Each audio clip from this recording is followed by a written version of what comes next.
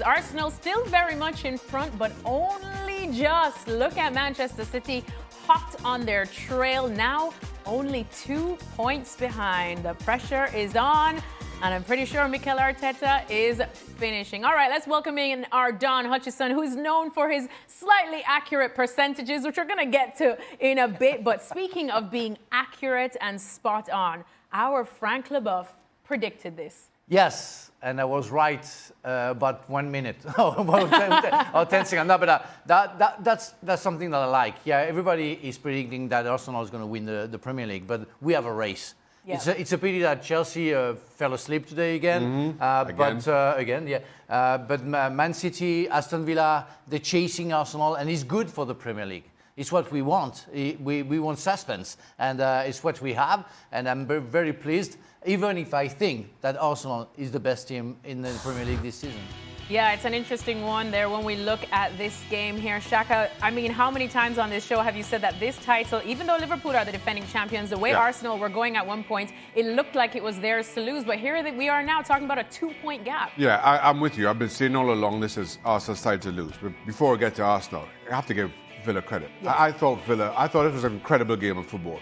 Really enjoyed it. And it almost felt like both teams had kind of settled for a draw at the very last, the 12th round of a heavyweight fight, and then all of a sudden Buendia pops up and well, without question, a knockout punch virtually last kick of the game. And credit to Villa, because I thought their football simply was that good. They've been that good at form. Couple of bumps in the road, but they really have put some results together.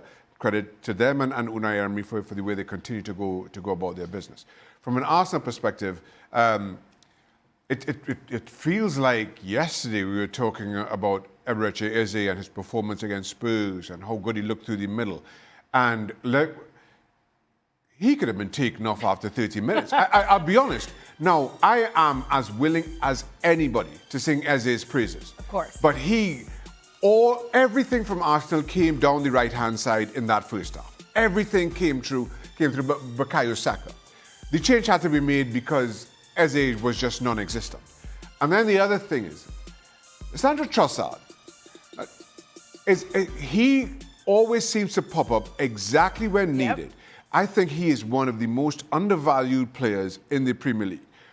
He just seems to know where to be at the right time and find a goal at the right time. Sadly, he had to come off at the end. He's coming back from an injury, and you just wonder how much of that is affected. But Arteta had to take a chance, had to take Arteta off, who introduced Gyökeres at the break as well, similarly coming off an injury. And that certainly changed things, particularly in the first 15 or 20 minutes of the second half. And Arsenal looked by far the better of the two teams. But, like I said, Villa are a far better team than we had been willing to give them credit for. Even now, seeing them sitting third, you just kind of wonder, when did this all happen? And in the end, it's hard to say one team deserved to lose this, but Villa kept going to the end when, in all honesty, I'm not sure that they fully deserved 3 points, but they were deserving because they refused to lie down. I want to go back to Aston Villa and Unai Emery, who had a very hard time at Paris Saint-Germain. But I have to say, without changing the team, without changing the players, without changing the tactic, and he changed the mentality of the players. We're going to talk about Liverpool, where Arne Slot is trying to find any tactics, anything. But with McGinn, Onana, Kamara, and Tielemans in the middle of the park, with the help of Rodgers, it's amazing. Yeah. What I saw today, it's the first time that I saw Arsenal being in trouble in the middle of the park. And they have Declan Rice, where I highly rank, because for me he's the best midfielder in the world right now. But today, I saw 4 midfielders working so hard and being technically so precise, and that's due to Unai Emery. He changed the mentality of the player. They had a very bad beginning of the season, and without changing anything in terms of tactic, in terms of individuals, he was able to change the way of thinking of the players and made them, being like last season, a very good team. Well, I know our Don Hutchison is just itching to get into this and give us some percentages. Don, a couple of shows ago, you said that it was 50-50 for either Arsenal or City to win the Premier League title. After what we just saw now this weekend, what percentage do you give Arsenal now to win the title? No, I'm still the same. I think on the last show 3 or 4 days ago, I think I went 60-30 in Arsenal's favour because with a 5-point gap, I thought they were going to cruise on. But listen, this is what the Premier League does to you. Villa, I thought it was a brilliant game of football today. I think Unai Emery gets a hard deal really in England. I think he's a very underrated manager. I think he's certainly, the best in the Premier League at making substitutions when needed. He proved that today by making the 5. It was a brilliant game. I thought when Arsenal got it back to 1-1, there was only one team that looked like they were going to win the game, and that was Arsenal. Then Villa got their second wind and won it right at the death. But the league table is so narrow at the moment. I mean, Villa's form is incredible. 9 wins out their last 10 games, which has propelled them, into a title contender all of a sudden. So you'd put them in the mix. I don't think they'll make it, but I think when you look at Man City, the form that they're in, they've just hit 3 on the spin. So they're in great form. They've got 4 winnable fixtures. And this time of year, Alexis, throws up a really different dynamic than I think every other probably country in terms of their league. All the teams that play today more or less play again the same teams in about 3 weeks' time.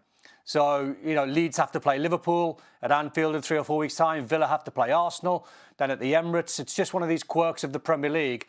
So Villa seemed to be, over recent years, Arsenal's bogey side.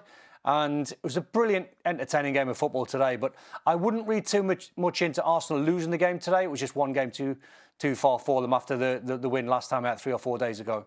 All right, well, as I said, Sunderland are a tough nut to crack. Arsenal learned that the hard way, but Manchester City up against them today. Frank, City just got the job done, and that train is coming along nicely. Yeah, exactly, and it's against Sunderland. It's not against a random team. It's a team who, Sunderland is the team who beat most of the big teams. And credit to Guardiola's men. They did what they had to do. It's crazy to see that team when Haaland touched 1 ball the first half. Yeah. And but people they did the job, and the centre back Diaz and Guardiola scored the goal because Haaland wasn't able to do so. But City did what they had to do, and there is nothing much to say. They are on the way to go back to their best. Maybe not the best of the best, but the best enough the best to compete against Arsenal. Well, you know that our Don Hutchison only does comms on the biggest games, and he was on call for this Manchester City game, Don, and just seeing Phil Foden find the back of the net again, we really are seeing him enjoying his football in the last couple of games. Is he back? He is back. 5 goals in 3 games. I mean, he was brilliant today, but Cherky was man of the match by a mile, in my opinion, not just because of his Rabona assist for the Phil Foden header. He just took the game. When I watch Ryan Cherky play off the back of how Phil Foden played today, and he's picking up the balls in the tight pockets, I think Guardiola's realised now without Kevin De Bruyne, you can't play Phil Foden on the wing anymore. He's not a left-sided player. He's not a right-sided player. He's a genuine number 10. So I think Guardiola's realised off the indifferent form last season, play Phil Foden as a number 10, he'll get his goals. But Cherky reminds me of a sort of Harlem Globetrotter. He's got so much skill and natural talent and flair. He's an amazing player to watch. I don't think I've seen a player like him for a long, long time. The way he can just play the game exactly how he wants to be played. And I don't think even Pep wants to try and control him. He'll try and manipulate him into certain areas and put him into positions. But when he gets the ball, my word, he's a genius.